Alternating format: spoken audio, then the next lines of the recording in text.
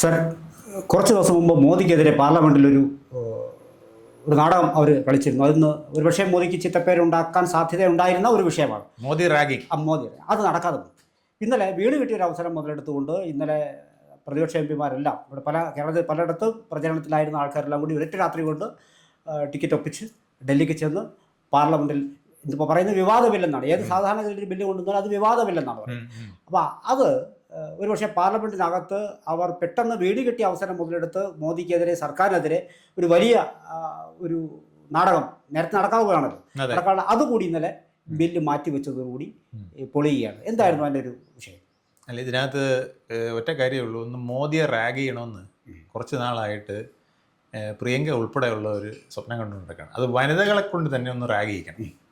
ഇങ്ങനെ വലിയ ആളായിട്ട് ഇദ്ദേഹം ഇങ്ങോട്ട് വരുമ്പോഴേക്കും എല്ലാവരും നിശബ്ദരാകുന്നു. പണ്ട് ജോൺ ബ്രിട്ടാസ് പറഞ്ഞല്ലേ, ഞാൻ മോദി വരുന്ന കണ്ട് പേടിച്ചു പോയി എന്നാണ് പറഞ്ഞത്. ജോൺ ബ്രിട്ടാസ് എന്താന്ന് ചോദിച്ചപ്പോഴാണ് പറഞ്ഞ്, അദ്ദേഹം ഇങ്ങോട്ട് വരുന്നു, വലിയ രാജാവിനെ പോലെങ്കിൽ വരുന്നു, ഉടനെ ഭരണപക്ഷവും പ്രതിപക്ഷവും ഉൾപ്പെടെയുള്ളവരങ്ങ് സൈലൻ്റ് ആകുന്നു. ഞാനിത് അന്തം വിട്ടുപോയി, ഇതെന്തായി മോദി ഇങ്ങനെ, മോദിയുടെ വരവിന് ഇത്ര വലിയ വെയിറ്റ് എന്താണ് എന്നൊക്കെ ഞാൻ വിചാരിച്ചു പോയി എന്നൊക്കെ പറഞ്ഞു. അപ്പം അതിനെ ഒന്ന് പൊളിക്കണം. അങ്ങനെ അങ്ങ് മോദി ആളായി അങ്ങനെ വരണ്ട എന്ന് വിചാരിച്ചാണ് കഴിഞ്ഞ തവണ രാഹുൽ ഗാന്ധിക്ക് സംസാരിക്കാൻ അവസരം കൊടുക്കുന്നില്ല എന്ന് പറഞ്ഞ് തുടങ്ങിയ വിഷയം അവസാനം നമ്മുടെ ജനറലിൻ്റെ നരേൻ്റെ ബുക്കിൽ വന്ന് അവസാനിച്ച് അങ്ങനെ ചൈനയുടെ ഭൂമി ചൈന ഇന്ത്യയുടെ ഭൂമി കൈയടക്കി അതിനെക്കുറിച്ച് എനിക്ക് ഇപ്പോൾ ചർച്ച ചെയ്യണം എന്നും പറഞ്ഞുകൊണ്ട് ബഡ്ജറ്റ് സെഷൻ നടന്നപ്പം, ഇത് നടന്നത് ഇനി നരേൻ പറഞ്ഞത് സത്യമാണെങ്കിൽ പോലും നടന്നിട്ട് വർഷങ്ങൾ പലതായി. ആ വിഷയം 2020 നടന്ന് 2026 ബഡ്ജറ്റ് സെഷൻ നടക്കുമ്പോൾ തന്നെ നടത്തണമെന്ന് പറഞ്ഞുകൊണ്ട് ബഹളം ഉണ്ടാക്കി. എന്നിട്ട് LOPയെ സംസാരിക്കാൻ അനുവദിക്കും. ഇതെന്ത് ജനാധിപത്യം, ഇതെന്ത് മതേതരത്വം, ഇതെന്ത് പിന്നെ സാമൂഹിക നീതി, പാർലമെൻ്ററി സിസ്റ്റം എന്നൊക്കെ പറഞ്ഞുകൊണ്ട് ബഹളം തുടങ്ങി. അപ്പോൾ അതിൻ്റെ ഉദ്ദേശം ഇത്രയേ ഉണ്ടായിരുന്നുള്ളൂ. ഇതെല്ലാം ഒരു പ്രശ്നമായി കഴിയുമ്പം ഒരു 8-10 വനിതകൾ ചേർന്ന് ഒരു ബാനറും കൊണ്ടുപോയി അദ്ദേഹത്തിനെ കവർ ചെയ്ത് ഒരു മറ സൃഷ്ടിച്ചിട്ട് അവിടെ ഒരു വനിതകളുടെ ഒരു ബ്ലാക്ക് മെയിലിംഗ് നടത്തുക, എന്നിട്ട് മോദിയെ കുറ്റപ്പെടുത്തുന്ന ചിലത് അതിൽ നിന്ന് രൂപപ്പെടുത്തുക. അല്ല, ഇത് എങ്ങനെയോ ആരോ നമ്മുടെ ഓം ബിർളയുടെ ചെവിയിൽ എത്തിച്ചു. വനിതകൾ തന്നെയാണ് പറഞ്ഞത്. പ്രിയങ്ക ഗാന്ധിയാണ് പ്ലാൻ ചെയ്തതെന്നാണ് അറിയുന്നത്. അപ്പോൾ അവർ പതുക്കെ അങ്ങ് നൈസിൽ മാറിയിട്ട് ഞങ്ങളെ 5-8 എണ്ണത്തിനെ പ്രതിയായിക്കൊണ്ട് ചിലപ്പോൾ ഞങ്ങൾക്ക് സസ്പെൻഷനോ ഡിസ്മിഷലോ വരാവുന്ന വിഷയം. പ്രിയങ്ക നിന്നില്ല. കാരണം ഇത് പ്രിവിലേജ് കമ്മിറ്റിയിലൊക്കെ ചിലപ്പോൾ പോകും. പ്രിവിലേജ് കമ്മിറ്റി പോയാൽ ചിലപ്പം പാർലമെന്ററി മെമ്പർഷിപ്പ് എടുത്ത് കളയും, പാർലമെന്റ് അംഗത്വം എടുത്ത് കളയും. ചിലപ്പോൾ 6 വർഷം കഴിഞ്ഞാൽ വോട്ട് ചെയ്യാൻ ഒരു സ്ഥലത്ത് മത്സരിക്കാൻ പറ്റാത്ത അവസ്ഥയിൽ വരും. അതുകൊണ്ട് ചില പെണ്ണുങ്ങൾ പേടിച്ച് നിന്ന് ബിർള എടുത്ത് പറഞ്ഞു, അദ്ദേഹം മോദി എടുത്ത് ഇപ്പോൾ വരണ്ടെന്ന് പറഞ്ഞു. അങ്ങനെ അത് പോയി. പക്ഷേ ഇപ്പോൾ വീണ്ടും ഒരു സുവർണാവസരം കൈവന്നിരിക്കുന്നു. എന്താണ്? FCRA വഴി പള്ളികൾ പിടിച്ചടക്കാൻ പോകുന്നു. പള്ളികൾ പിടിച്ചടക്കുമ്പോൾ പിന്നെ അത് ജനാധിപത്യത്തിൻ്റെ മാത്രമല്ല മതേതരത്വത്തിൻ്റെയും എല്ലാം തകർക്കുന്ന പരിപാടിയല്ലേ. അത് വന്നാൽ പിന്നെ നമുക്ക് നിലനിൽപ്പില്ല. ന്യൂനപക്ഷങ്ങൾ, ക്രിസ്ത്യാനികൾ മാത്രമല്ല സകലരും ഇളകും. അപ്പോൾ ഇതൊന്ന് ഇളക്കിക്കളയാം എന്ന് വിചാരിച്ചാണ് വന്നത്.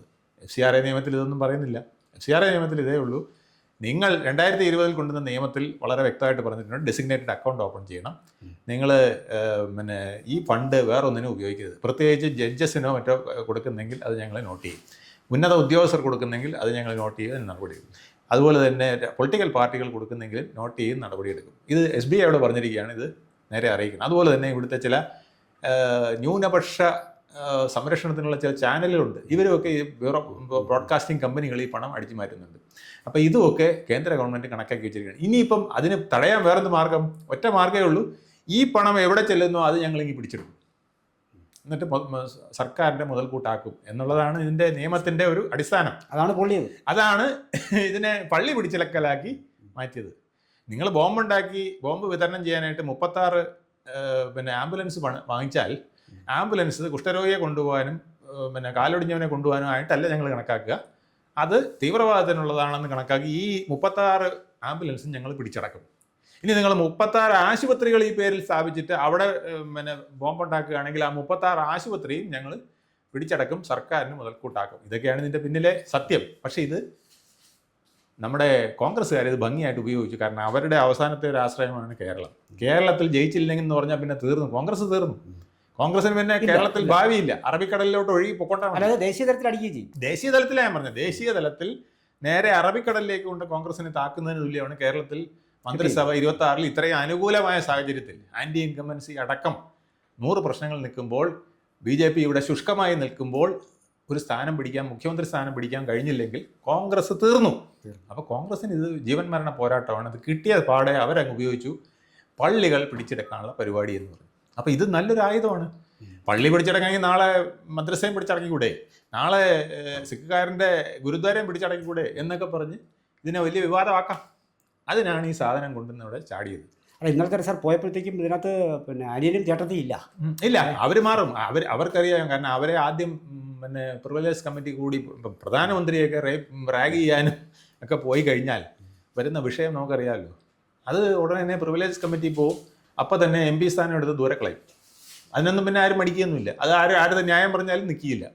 അപ്പോൾ അത് പേടിച്ച് ഇവരൊക്കെ അങ്ങ് മുങ്ങും, വലിയ ആളുകളെല്ലാം അങ്ങ് മുങ്ങും. എന്നിട്ട് കുറച്ച് വനിതകളെ, കുറച്ച് ഇതുപോലത്തെ ഈ കൈയടിക്കാനും കൂക്കി വിളിക്കാനും ബാനർ കാണിക്കാനുമായിട്ട് നിൽക്കുന്ന ചിലരുണ്ടല്ലോ, നടുക്കളത്തിൽ ഇറങ്ങി തലകുത്തി മറിയാനൊക്കെ, അവരെ വിടും. പക്ഷെ നേരെ ഇരുട്ട് വിളിക്കുന്നപ്പോൾ ഞങ്ങൾ ഡൽഹിയിൽ എത്തി നിങ്ങൾക്ക് വേണ്ടി പ്രവർത്തിച്ചെന്ന് കാണിക്കാൻ വേണ്ടി വലിയൊരു ഫോട്ടോ കൊടുത്ത പത്രങ്ങൾ അത് കൊടുക്കുമല്ലോ എല്ലാ പത്രങ്ങളിലും. അതിപ്പോഴത്തെ ഇലക്ഷൻ അതല്ലേ സംഗതി. അതുകൊണ്ടാണ് രാജീവ് ചന്ദ്രശേഖർ ഓടിയത്. അതെ അതെ, രക്ഷിക്കണേ, ഈ ബില്ല് എങ്ങനെയെങ്കിലും മാറ്റണേ, അല്ലെങ്കിൽ ഇവിടെ എന്ത് പറഞ്ഞാലും ഞങ്ങൾക്ക് പറയാൻ പോലും സമ്മതിക്കുന്നില്ല. കാരണം ഇവിടുത്തെ ചാനലുകളെല്ലാം ന്യൂനപക്ഷ സംരക്ഷണത്തിൻ്റെ ആശാന്മാരാണല്ലോ, അല്ലാത്തവരാരും ഇല്ലല്ലോ. എല്ലാവരും ഭൂരിപക്ഷത്തെ വിട്ട് ന്യൂനപക്ഷത്തെ സംരക്ഷിക്കുന്നു എന്ന് പറയുമ്പോൾ നമ്മൾ എന്താ മനസ്സിലാക്കേണ്ടത്? ഒരു ചാനലിന് റേറ്റിംഗ് കിട്ടണമെങ്കിൽ ഭൂരിപക്ഷത്തിന് കൂടെയല്ലേ നിൽക്കേണ്ടത്. എന്നിട്ട് ന്യൂനപക്ഷത്തിൻ്റെ കൂടെ നിൽക്കുന്നുവെങ്കിൽ അതിൻ്റെ അർത്ഥം എന്താ? They get some other benefit. അതാണ് എൻ്റെ കാര്യം. അതാണ് പറഞ്ഞത് 2020 നിയമത്തിൽ ചില രാഷ്ട്രീയ പാർട്ടികൾക്ക്, ചില ജഡ്ജിമാർക്ക്, ചില ഉന്നത ഉദ്യോഗസ്ഥന്മാർക്കൊക്കെ നിയമങ്ങൾ അട്ടിമറിക്കാൻ. എങ്ങനെയാണ് വഖഫ് ബോർഡ് ഇങ്ങനെ നിയമം ഉണ്ടായതെന്ന് നമ്മൾ എല്ലാവരും അന്തം വിടാറുണ്ട് അല്ലേ? ലോകത്തെ ഒരു മനുഷ്യനും ഇങ്ങനത്തുള്ള നിയമങ്ങൾ ഉണ്ടാക്കി വെക്കാറില്ല. പക്ഷേ ഇത് ചില ഉദ്യോഗസ്ഥർ ചേർന്ന് ഉണ്ടാക്കി വെച്ചു. ആ ഉദ്യോഗസ്ഥർക്ക് ഇതിനുള്ള പ്രേരണ എന്താണ്? അപ്പോൾ അതൊക്കെ 2020 നിയമം പറയുന്നുണ്ട്. എന്നിട്ടും തിരിമറി നടത്തുകയാണെന്നേ. എന്നിട്ടും ചില ഉദ്യോഗസ്ഥർക്കും ചില മാധ്യമങ്ങൾക്കും ചില പൊളിറ്റിക്കൽ പാർട്ടികൾക്കൊക്കെ അവിഹിതമായി ഈ FCRA ഫണ്ട് എത്തുന്നു. അതെങ്ങനെ പോകുന്നു എന്നുള്ളത് മനസ്സിലാക്കി കഴിഞ്ഞപ്പോൾ അവർക്ക് മനസ്സിലായി ഇതുകൊണ്ടൊന്നും നിൽക്കില്ല. ഇത് മാറ്റിയ വേറൊരു നിയമം കൊണ്ട് വേറൊന്നും ഉണ്ടാക്കും. ഒറ്റ കാര്യമേ ഉള്ളൂ, ഈ ഫണ്ട് എവിടെ കൊണ്ടുപോയി ഇൻവെസ്റ്റ് ചെയ്യുന്നു ആ സാധനം ഇങ്ങ് എടുക്കും. നിങ്ങൾ ആംബുലൻസ് വാങ്ങിച്ചെങ്കിൽ ആംബുലൻസ്, എന്ത് വാങ്ങിക്കുന്നു അതിങ്ങ് എടുക്കും എന്ന് വന്നു. ഇത് വന്നപ്പോഴാണ് ഈ പ്രശ്നം വന്നത്. അപ്പോൾ ഇതിന് പുകമറ ഇടണമെങ്കിൽ ഒന്നേ പറ്റുള്ളൂ, പള്ളികൾ പിടിച്ചടക്കുന്നു. ഇതിൻ്റെ ഏറ്റവും വലിയ ദോഷം വരുന്നത് ആർക്കാണോ അവർ മിണ്ടുന്നില്ല. അവർ പള്ളിയിലച്ഛനെയും സഭയെയും കപ്പിയാരെയൊക്കെയാണ് ഇളക്കി വിടുന്നത്. കൂട്ടമണി അടിച്ചോ എന്ന് പറഞ്ഞു. അപ്പോൾ ഇവിടെ കൂട്ടമണി അടിക്കുന്നത് VD സതീശനും പിന്നെ KC വേണുഗോപാലും കൂടെ ചേർന്നാണ്. അവരാണെന്ന് പള്ളി തൊടാൻ ഞങ്ങൾ സമ്മതിക്കില്ല, അതാണ് മുദ്രാവാക്യം. എന്തൊരു ഭംഗിയായിട്ടാണ് അവർ ഈ പൊളിറ്റിക്സ് കളിക്കുന്നത്. അപ്പോൾ ഇതിൻ്റെ ഒരു പിക്ചറാണ് സാറ് പറഞ്ഞ പോലെ പാർലമെൻറ്റിൽ കൊണ്ടുവരാൻ ഉദ്ദേശിച്ചത്. ഒരു മോദി റാഗിങ്. എന്തായാലും രണ്ടാം മോദി റാഗിങ്ങും പൊളിഞ്ഞു പോയി. സങ്കടം, വിഷമം. നാടകമേ ഉലകം. പക്ഷേ പൊളിഞ്ഞു പോയോണ്ട് നാടകമേ പരാജയം എന്ന് പറയേണ്ടി.